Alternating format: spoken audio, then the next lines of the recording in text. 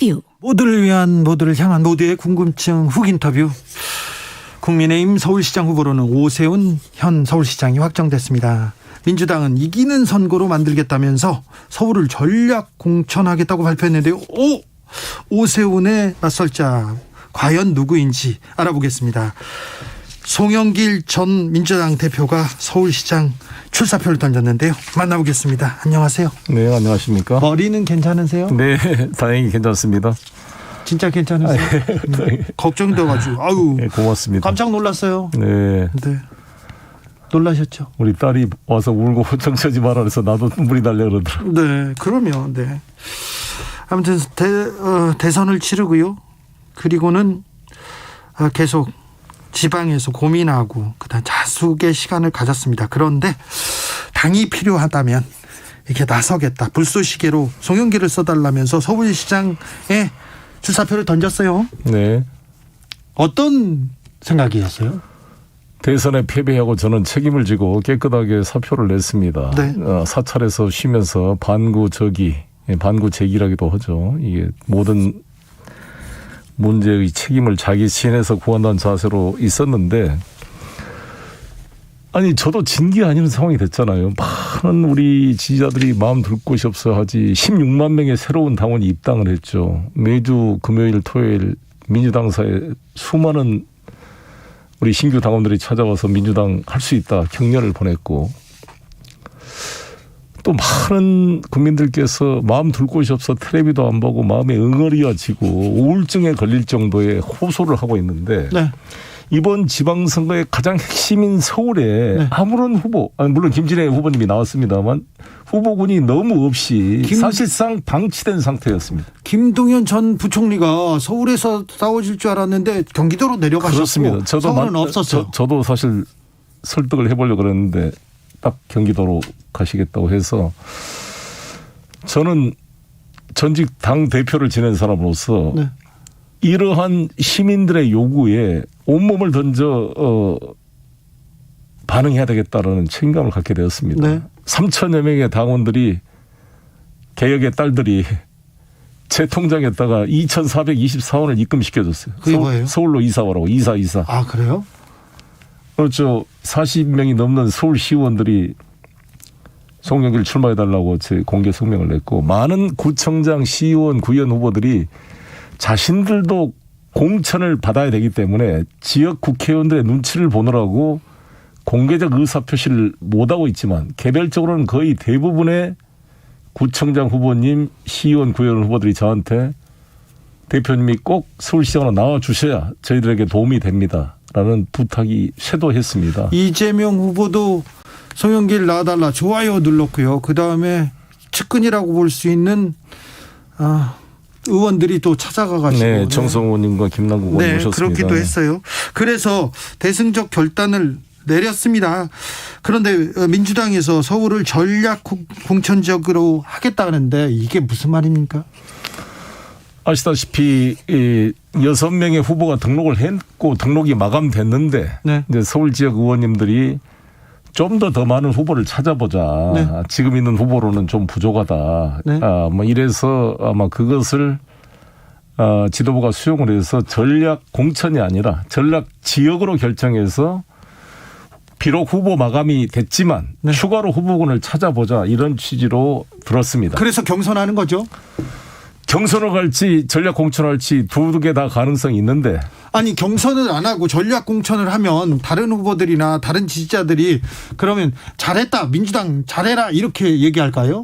그건 불가능할 거라고 봅니다. 전략 공천을 하고 경선을 하지 않는 것은 사실상 서울시장 포기 선언, 스스로 패배를 인정하는 선언이라고 봅니다. 그러니까요. 그 경선을 하지 않고 누구 데려와 가지고 그냥 이게 압도적으로 이길 사람이 있습니까? 찾기가 어렵죠. 그리고 어떤 사람을 하더라도 다른 사람들이 승복이 안 되니까 지지가 원팀으로 모일 수가 없다고 생각합니다. 그래서 저는 네? 처음에 송영길 추대로 나왔을 때 서울 지역 의원님들이 반대 성명을 냈잖아요. 예. 일부가. 네. 그래서 제가 페이스북에 내가 추대를 하는 게 아닙니다. 네. 나는 뭐라도 내 머릿속에 없다, 추대나 이런 예, 이 전략 공천은. 자, 그래서 전략 공천. 송영길을 전략 공천한다 네. 할지라도 저는 반대할 겁니다. 아, 그래요? 그렇습니다. 누군가 전략 공천하면 어떻게 하겠습니까? 송영길 전략 공천해도 반대된다고요? 아니 저는 분명히 하십시오. 저에게 전략 공천한다면 저는 반대할 겁니다. 네. 경선하자고 올 것입니다. 경선할 거예요? 네. 자, 전략 공천하면 반대한다. 송영길을 전략 공천하겠다 그래도 네. 저는 반대하고 경선으로 가겠다. 경선을 해달라고 지도부에 부탁할 것입니다. 그렇습니까? 네. 전략 공천 누구를 전략 공천한다는지 이낙연 전 대표 얘기도 나옵니다. 그건 잘 모르겠습니다. 몰라요? 제가 알려드릴게요. 이낙연 전 대표도 얘기도 나오고 강경화 전 장관 얘기도 나옵니다만 박영선 전 장관 얘기도 나오겠지만 그 어떤 사람이 나온다고 해서 경선을 안 하면 민주당이 그러니까 적어도 저 송영길 당 대표를 지냈던 사람이고 5선 국회의원 활동해온 사람이 정치적 생명을 걸고 제가 당을 위해 헌신하겠다고 나섰는데 경선을 기회도 주지 않고 다른 사람을 전략 공천한다 그러면 네. 사실상 송영길 정치 생명을 끊는 행위 아닙니까? 네. 저 개인이 문제가 아니라 우리 박주민 의원님도 마찬가지고 정봉주 의원님, 김진애 의원님 그들을 지지하는 모든 당원들을 다 무시하는 행위가 될 텐데 당이 하나로 통합되기가 어렵지 않겠느냐. 네. 그러면 이 본선 경쟁력이 나오겠냐 하는 우려가 있습니다. 네. 경선 가겠죠. 경선 네. 가겠죠. 자, 송영길이 서울시장에 나가면 오세훈 후보를 이길 수 있습니까? 누가 나가도 지는 선거입니까? 초기 단계에 그 정도 쉽지 않는 상황을 말씀드렸던 거고요. 예. 당연히 이길 각오와 의지를 가지고 출마한다고 생각합니다. 일단 중요한 것은 이번 서울시장 선거는 오세훈 후보의 싸움이 아니라고 봅니다. 사실상 윤석열 신임 정부와의 싸움이다 이렇게 생각합니다. 네. 윤석열 후보가 불과 0.73% 차로 승리를 했습니다. 예. 우리 민주당이 심상정 정의당 후보와 연대했으면 사실상 이겼습니다. 네.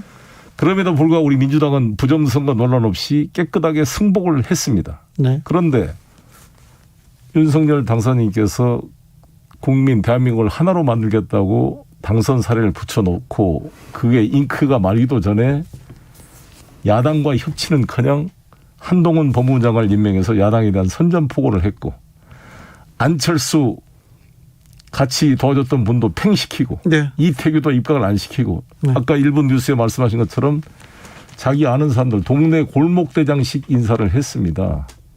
그리고 자기 당내에서도 정적이었던 홍준표, 유승민을 저격하기 위해서 윤핵관들을 뒷받침하고 있습니다. 그래서 저는 안철수 후보님이 말씀했던 것처럼 손가락을 자른 일이 취임도 하기 전에 지금 나타나기 시작했다 이렇게 봅니다. 네. 손가락을 자르기 전에 이것을 견제를 할 수 있는 균형을 만들려면 서울시장에 정말 송영길 같은 사람이 돼야 네. 이 정치적 경륜은 제가 윤석열 당선인보다는 선배 아닙니까? 진정한 충고를 할 수가 있다고 봅니다. 윤석열 당선인보다 후배는 없어요 정치권에. 그렇습니까? 네. 김영균님께서 민주당은 586 좀 교체해야 되는 거 아닌가요? 586 세대라는 것은 저희만 있는 게 아니라 지금에 있는 윤석열, 오세훈, 네. 박형준, 원희룡 다 같은 세대들입니다. 아, 그러네요. 세대 전체가 없어진 것은 문화혁명 때나 있는 겁니다. 네. 사람이 다 다르고 사람마다 그 사정이 다르고 조건이 다릅니다. 네. 한 세대가 다 없어지면 어떻게 세대가 이어질 수가 있겠습니까? 네. 그런 면에서 각 개별 따라 사안에 따라 판단할 문제다라고 생각합니다. 알겠습니다. 아까 정치 경험이 일천하다는 하면서 윤석열 당선인 얘기를 했는데 그 정치 경험이 없고 정무적 판단이 떨어진다는 윤석열 후보한테 졌습니다. 민주당이. 그렇습니다. 네. 자성하고 반성하고 그래야죠. 그래서 반성하고 있습니다. 그렇습니까? 근데 반성해야 되는데 왜 나왔냐 이거 물어보시려고 그런 거죠? 아니요. 아니에요. 네. 네. 아니요. 저 불쏘시개라도 한다면서요. 네. 네. 근데 뭐 좋아서 나온 것도 아닌 것 같은데. 이종영님, 오세훈은 지지층 굳건합니다. 윤석열은 싫어도 오세훈은 좋다는 말 많습니다. 어떻게 이기실 거예요? 그게 바로 부동산 정책입니다. 네. 저는 아시다시피 부동산 정책은 세제 완화, 네. 공급 정책, 그리고 금융 정책을 통해 서민들과 청년들이 자기 집을 가질 수 있는 사다리를 놓아주는 건데 이 세 가지 정책을 가장 저는 잘 준비한 후보라고 저는 자부합니다. 인천시장 때부터 발전시켜왔던 누구나지 프로젝트를 비롯해서 네. 용적률 500% 향상을 통한 재건축의 활성화, 그리고 동시에 재건축 조합의 비리를 막기 위한 구체적 대안도 다 준비를 하고 있습니다. 한번 보여주겠습니다. 10대 공약을 제가 준비를 했고요. 알겠습니다. 또 하나는 제가 이번 일요일 날 오후 3시 이제 홍대 상상마당에서 제가 출마 기자회견을 하려고 그러는데요. 여기서 제 메인 공약, 1대 공약, 유엔 본부 이 서울 유치 공약을 구체적으로 제가 제시를 하겠습니다. 유엔 본부를 어떻게 데려와요? 네, 그것을 보여주겠습니다. 아무 말이나 던지는 거 아닙니까? 네, 저는 송영길이기 때문에 가능합니다. 가능합니까? 제가 인천시장 시절에 세계 녹색 기후기금을 폴란드, 독일과 경쟁해서 유치에 성공했습니다. 네. 당시 제가 야당 시장이었습니다. 이명박 대통령과 협력해서 초당적으로 GCF를 유치했는데 이것은 우리나라 역사상 국제기구의 분사무소나 지부사무실이 아닌 헤드쿼터가 온 것은 최초의 일입니다. 네. 단군 이래 최초의 일을 제가 성공시켜서 현재 500여 명의 국제적 직원들이 송도 경제자유구역에서 근무를 하고 있습니다. 쉽지는 않겠지만 친구인 푸틴 좀 말려주세요. 전쟁도 좀 그치게. 자, 민주당 당대표 시절의 부동산 정책에 대해서는 어떻게 평가하십니까? 질문합니다. 문제가 있었다고 생각합니다. 이 부동산 공급은 최소한 3년에서 5년이 걸리기 때문에 네. 집권 초기에 공급 정책을 활성화하지 않으면 네. 하반기에 이게 문제가 되거든요. 그래서 저희들이 그것은 반성해야 되는 문제이고 이 세금을 징벌적 수단으로 사용해서는 안 된다고 봅니다. 우리 많은 이 서울에 있는 이제 종부세 대상 가옥들이 자신이 원해서 집값이 오른 게 아니라 집 한 채밖에 없는데 자기 집값이 올랐다고 현금으로 세금을 내라 그러면 현금 소득이 없는 분들한테는 커다란 부담이 되지 않을 수가 없는 것이죠. 그래서 이에 대한 획기적인 조정이 필요하다는 알겠습니다. 것입니다. 민주당 전략공천에 대해서 다시 한번 묻겠습니다. 네. 서울시장 전략공천지로 묶었는데 네. 송영길을 전략공천하려는 거 아닙니까? 아니 저도 대상의 하나라고 말씀을 이 지도부는 하고 있는데 아까 말씀드린 대로 저도 전략공천을 반대한다는 입장을 밝혔습니다. 네. 만약에 경선을 하지 않고 전략공천으로 가면요. 네. 무조건 반대다. 당 지도부한테 경선해 줄 것을 요청하고 있습니다. 그래요? 네. 만약에 안 받아주면요? 그 문제는 가정에 할 게 아니라 일단 저는 당 지도부가 네. 상식에 입각해서 이 경선을 하지 않을 수 없다고 생각합니다. 알겠습니다. 이재명 후보와 지금 민주당 대표로 대선을 치르셨어요. 네. 네. 가장 많은 표를 얻었다는 것까지는 알겠습니다. 어쨌든 지긴 했지만 가장 최근에는 어떤 얘기 하셨습니까? 저는 이재명 후보가 이번 대선에서 선전했다고 봅니다. 물론 패배의 책임은 당연히 있지만 그러나 이 소중한 1,600만 명이 넘는 이러한 이 지지를 외면해서는 안 된다고 생각이 들고 이재명 후보께서 빨리 복귀해야 된다. 빨리 복귀한다. 빨리 나와서 자기를 지지해 줬다가 대선 패배로 마음 둘 곳이 없는 우리 지지자 당원들을 위로해 줄 책임이 있다고 봅니다. 물론 이재명 후보 본인도 괴롭겠지만 이재명 후보를 찍었던 우리 국민 당원들의 얼마나 마음이 허전합니까? 이들을 네. 위로해야 될 책임이 있는 거 아니겠습니까? 네. 후보한테. 그걸 반드시 빨리 해야 된다. 그리고 나서 이번 지방선거에 어떤 형태로든지 역할을 해야 된다고 봅니다. 그리고 국회로 가야 됩니까? 당대표로 갑니까? 보궐선거의 참여 여부도 이제 국민적 여론을 들어야겠지만 저는 복귀를 해야 된다라고 생각을 합니다. 그래, 빨리 복귀해야 된다. 그럴 책임이 있다. 그렇습니다. 왜냐하면 지금 이 윤석열 이 정부 하는 거 보면 이게 간단치가 않잖아요. 예. 심각한 상황 아닙니까? 그래서 네. 저는 진정으로 대선 패배의 책임을 진다는 것은 뒤에 후방에 들어가서 요양소에서 쉬는 것이 아니라 다시 힘을 차리고 신발끈을 메고 최전선에 서는 것이다. 저는 이렇게 생각합니다. 아니 그러니까 이재명 상임 고문하고 최근에 어떤 얘기 하셨어요? 송영길 서울시장에 대해서 얘기했습니까?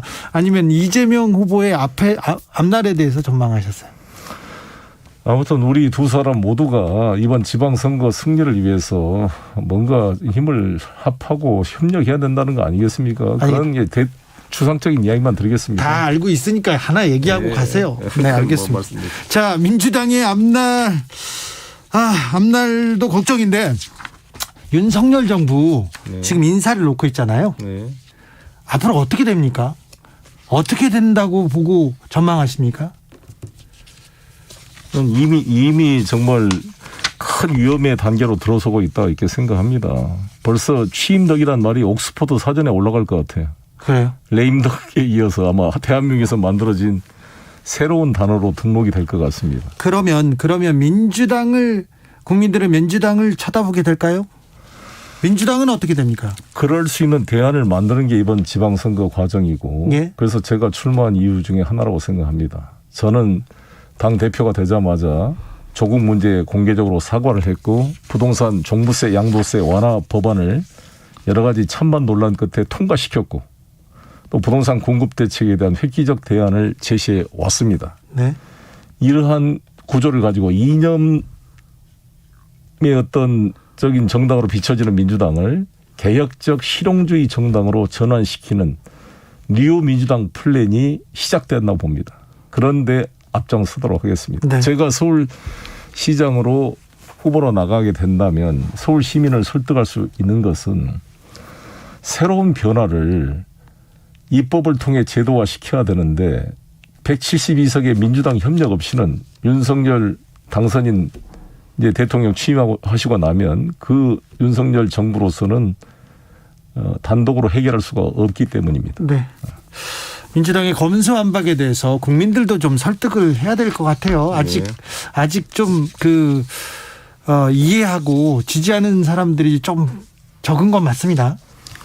저는 검수완박이라는 표현을 안 썼으면 좋겠고요. 네. 수사권, 기소권 분리다. 수사권, 기소권을 모두 가지고 있는 무소불위의 권력 검찰은 대한민국이 세계에서 유일하다. 네. 그래서 수사권을 경찰한테 주는 게 아니라 새로운 이제 국가수사청의 그런 기구를 만들 거 아니겠습니까? 네. 그 기구에 주더라도 검찰이 수사에 대해서 계속 보완 요구권, 네. 중단 교체 요구권이 있고 압수수색 구속영장 신청이 경찰에서 들어오면 이걸 청구할지 말지를 검찰이 걸러서 결정합니다. 네. 또 기소 독점주의에 막강한 권한을 가지고 있습니다. 따라서 전혀 검수완박이란 말은 틀린 말이다. 알겠어요. 중수청을 설립한다. 수사 기소 분리하고 중수청 설립한다. 중수청이 법무부 장관의 지휘를 받게 되는데 한동훈 법무부 장관 후보자가 됐어요. 이 부분은 어떻게 됩니까? 그 문제는 아마 계속 보완이 될 겁니다. 새로운 기구 문제는. 일단은 지금 이번 법은 중요한 게 수사 기소 분리가 제일 중요한 목표다. 알겠습니다. 윤석열의 한동훈 지명은 어떻게 보시는지. 민정수색을 없앤다 그러더니 완전히 뭐 파출소 없애고 경찰서 만드는 꼴 아닙니까? 거기에 와해 법무부 장관한테 민정수석 임무까지 통합시키고 네. 법무부 장관이 가지고 있는 가장 강력한 권력이 인사권 아니겠어요? 예. 그러면 검찰총장 출신 대통령에 자기 완전히 수족 같은 사람의 법무부 장관 인사권 완전히 검찰공화국을 완성시키는 그런 행위라고 보여지고요. 네. 이것은 모든 세상의 이치가 물극필반 과유불급이라고 이런 행위는 반드시 이 정권에 다시 부메랑이 돼서 이 정권을 압박하는 요인이 될 것입니다. 네. 마지막으로 자 이번 지방선거에 임하는 송영길의 포부 듣겠습니다. 우리 대한민국은 윤석열 정부 체제를 출범시켰습니다. 저는 승복하고 인정합니다. 그러나 0.73% 이겼다는 이유로 모든 권력을 독점하고 야당을 배제하고 그리고 자신들의 측근들 자기 당내에서도 반대파를 제거하고 윤핵관으로 만드는 이 나라를 끌고 와서는 국민을 통합시킬 수가 없습니다. 따라서 정치 개혁을 저희 국회에서 민주당은 추진해 가되 이번 지방선거에서 서울을 중심으로 승리를 해서 적어도 우리나라의 49%의 이 지지 국민들의 마음 둘 곳을 만들어줘야 진정한 협치와 국민 통합이 가능해질 것으로 보여집니다. 제가 서울시장이 되면 선택적으로 나라 발전을 위해서 협력할 것은 협력하고 견제할 것은 견제해서 브레이크 없는 자동차가 사고 나지 않도록 대한민국 발전에 기여하는 역할을 할 것입니다. 윤석열 당선인한테도 제대로 된 바른 말을 할 수 있는 사람, 국무위원회 회의에 참석할 자격을 갖는 서울시장이야말로 대통령한테 직접 민심을 전할 수 있는 위치라고 생각하기 때문에 민주당 시장만이 가감없이 민심을 전할 수 있는 위치에 있다 이렇게 생각합니다. 알겠습니다. 그 마음 둘 곳이 송영길입니까? 그렇다고 생각합니다. 확실합니까? 여기까지 듣겠습니다. 송영길 더불어민주당 전 대표였습니다. 네, 감사합니다. 교통정보센터 다녀오겠습니다. 유하영 씨. 네, 이 시각 교통정보입니다. 고속도로는 퇴근길 정체가 길게 이어지고 있습니다. 영동고속도로 인천 방면 동수원과